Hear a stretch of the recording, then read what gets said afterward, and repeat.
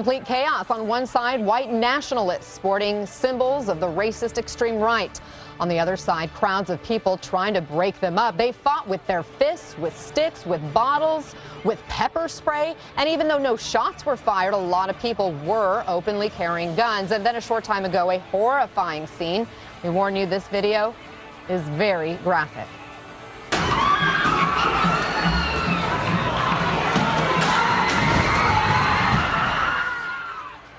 A car plowing into a crowd of people in Charlottesville where police were dispersing the white nationalist protesters and the people fighting them. Several people sent flying into the air. We are not yet clear on the number or severity of the injuries. What brought these violent groups to Charlottesville is a statue, a memorial to Confederate General Robert E. Lee, which the city of Charlottesville is planning to take down. People on the extreme right, including the Ku Klux Klan and other white power groups, they're not happy about it. CNN's Kaylee Hartung is right there in Charlottesville. And Kaylee, you've been following the story from the beginning. Scary images on the streets there of the fights earlier today. Now this car crash into a crowd of people. We're seeing people being arrested. We're seeing people badly hurt. Tell us what you're learning now. Tensions have been incredibly high in Charleston and Charlottesville. That was the case in the lead up to today. There have been 2 rallies prior to today throughout this summer as protesters and counter-protesters voiced their opinion on the Confederates.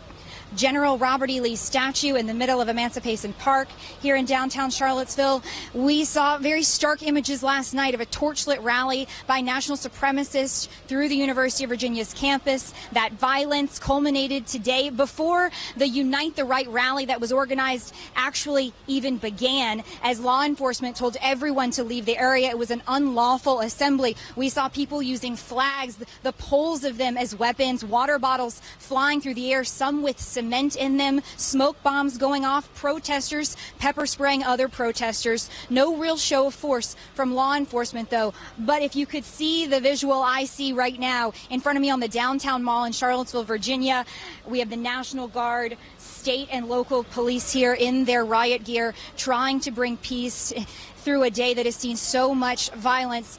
And if we could give our viewers a second to prepare for the graphic images, we will now show you video of a car crash from earlier today. We'll let you take a look for yourself.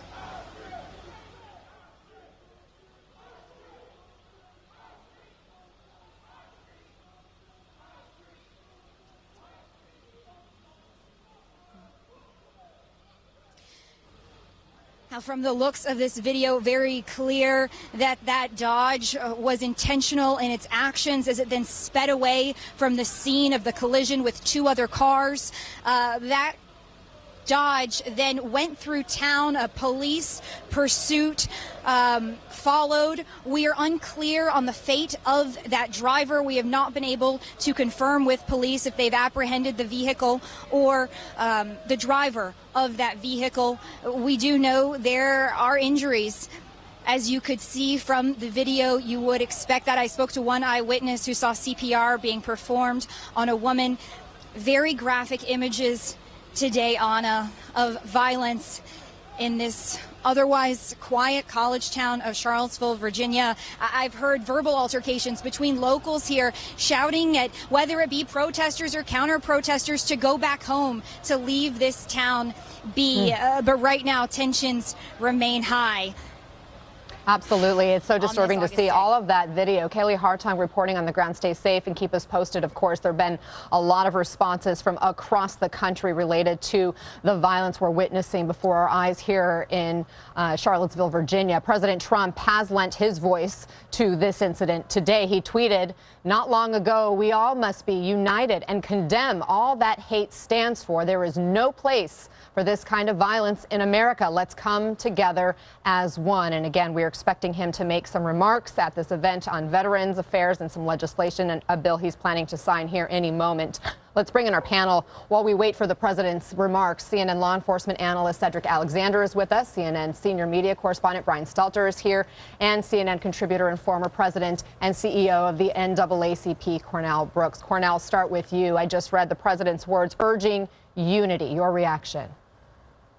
Well, we appreciate the president's words urging unity.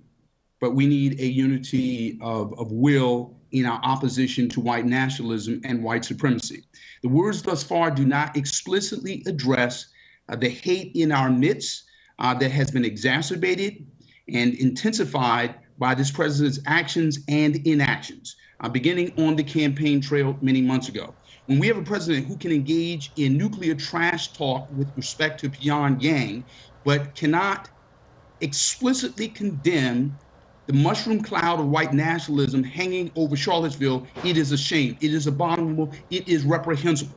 We need the president to act as not only commander-in-chief, but moral tone setter-in-chief, and to speak to the hate, the bigotry, the bias, the anti-Semitism, the xenophobia in our midst that is violent. Where we have a crowd assault by car, apparently, if this happened in Paris or London or Madrid, we might call it an act of terrorism. We need the president to step up. This is a moral moment. It calls upon him to act in accord with the gravity and the gravitas of his office. And that means he has to be very clear, very explicit, that we cannot tolerate this kind of violence. We cannot tolerate this kind of hate speech and hate crimes occurring in our midst, and certainly not in Charlottesville, Virginia. Let me read what the president tweeted once again, because he does condemn hate. He says, "We all must be united and condemn all that hate stands for. There is no place for this kind of violence in America. Let's come together as one." He also sent a follow-up tweet that was less specific to this incident, but he does mention Charlottesville, saying, "I'm in Bedminster for meeting and press conference on VA and all that we have done and are doing to make it better, but Charlottesville sad." Cedric Alexander, to you, you have said that tweet, the first one and the second, aren't enough. What do you want to hear specifically from the president in his upcoming remarks? Well, I think what this country needs to hear as a whole and around the globe, we need to hear the president say to this country in this very moment, he needs to speak specifically to the groups that are out there that has created this violence, and those white supremacist groups. He needs to make sure he tells the American people and the world he is separating himself from anything that is anti-American, if you will, and their acts are anti-American, quite frankly. And what we have to have at this very moment, Anna, is a president who stands up and not just say we need to come together as a nation, but need to demonstrate it now through action going forward. And as you heard Mr. Brooks say, this just did not start today. A lot of the messaging that came out of his campaign very early on, in many ways, many people will conclude or believe it set the stage. Now, whether that's true or not, here's the important piece. The President of the United States himself has to separate himself from anything that associates itself with violence, because we're in a place in this country right now, at this very moment, where all people, black, white, Jewish, Christian, everyone, we have to stand together as a nation. We may be up on a nuclear war here any day, any moment. We don't know. But what we're seeing today in no kind of way suggests to the rest of the world that we are standing together as the United States of America. So here's what I will say to those groups that are out there who perpetuates racism and sexism and and who are anti-Semitic.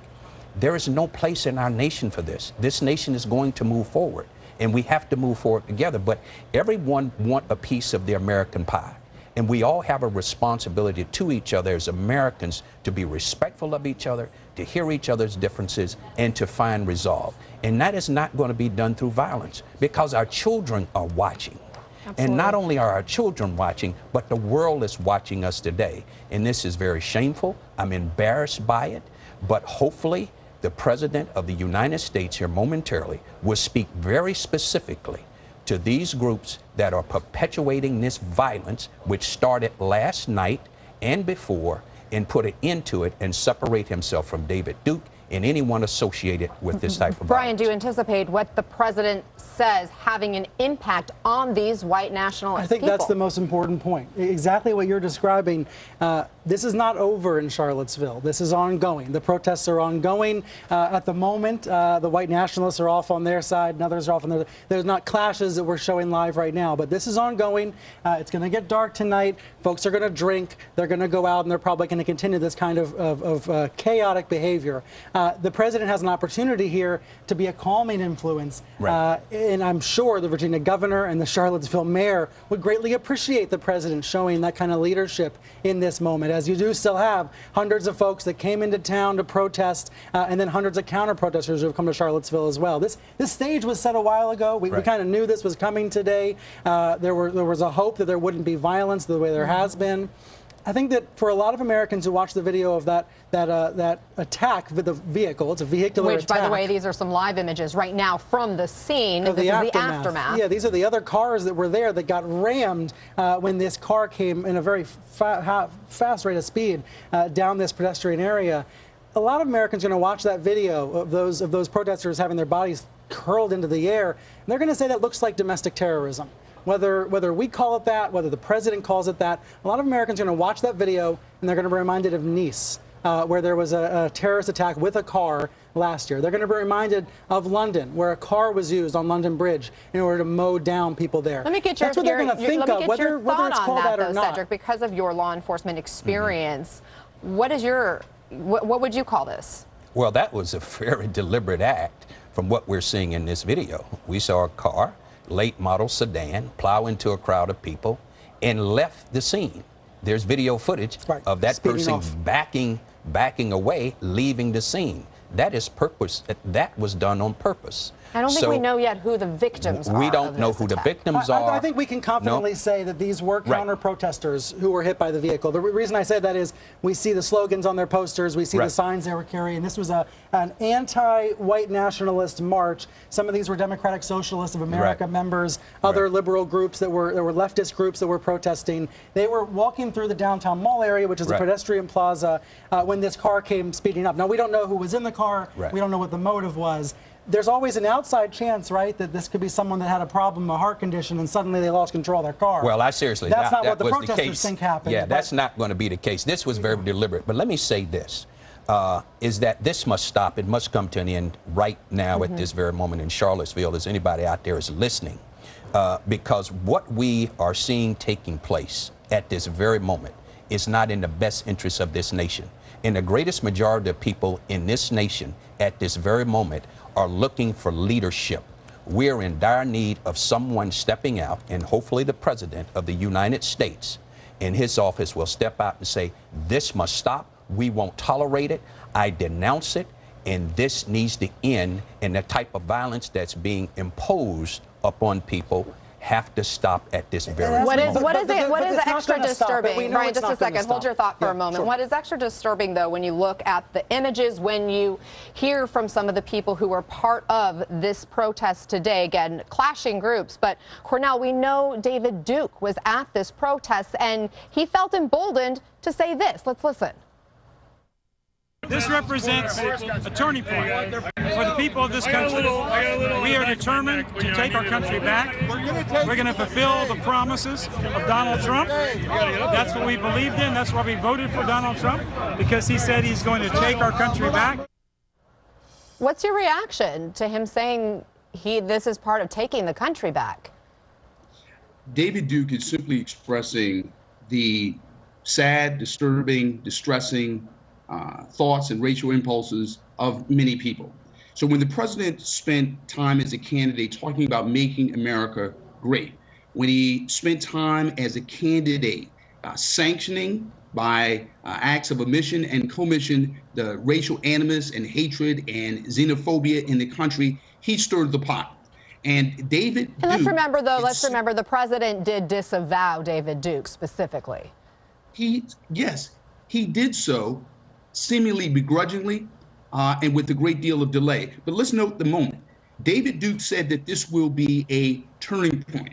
He means in favor of white nationalism and white supremacy. This may well be a turning point, but it's a turning point in the other direction. in the direction of the future, because David white supremacists are underestimating the integrity and the character of the American people. We will not go down that road. We will not give in to hate and racism and anti-Semitism and xenophobia. This will not be the nightmare that they envision, but in fact, I believe the American dream, and certainly the dream that Martin Luther King spoke about a generation ago. We're not going to go down the road, but let's be clear about this. The president has to speak to this moment, and he cannot engage in finger wagging and chastising a wayward faction of his base. He needs to speak clearly. He needs to disavow this, and more to the point, he needs to direct his attorney general and all members of law enforcement to prosecute anyone who's engaged in violence and the victimization of American citizens based on race and ethnicity. This is a moment for strong leadership, not weakness, not gutlessness, but a moment for strong leadership. And our president has to be president for all of the people, and certainly the people who found themselves on the back end of a car, driving, plowing into a crowd. And I can tell you this, as a former president of the NAACP, being on the receiving end of death threats and seeing members of the NAACP, the Legal Defense Fund, the ACLU, and numerous other groups being on the receiving end of this hate, this is dangerous, and we need the president to respond vigorously. Okay, everybody stand by. We got to squeeze in a quick break. I'm sorry to do that to you, Brian. Okay. We got to get in this quick break. We have much more to discuss as we await the president's comments any moment now. We will hear from President Trump, expected to speak about the violence and the protests happening in Virginia.